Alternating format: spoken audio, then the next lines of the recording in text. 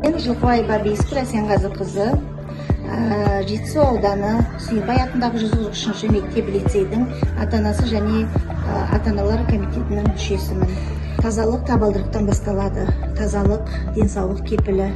Осыған байланысты біздің Сүйінбай атындағы мектеп лицейіміздің ата-аналары, мектеп ұжымы, оқушылары осы жобаға үлкен үлесін қосуда.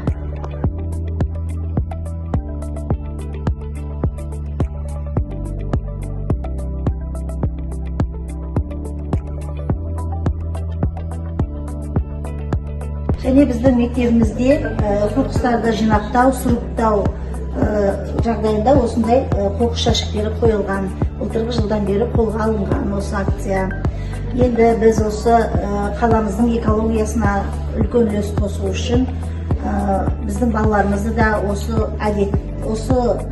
акцияны әдетке, жобаны айландырсақ, біздің табиғатымызға, біздің қаламызға деген қосқан үлкен үлесіміз болады деп ойлаймын. Және басқа да барлық ата-аналарды осы акцияға белсене қатысуларын сұраймын.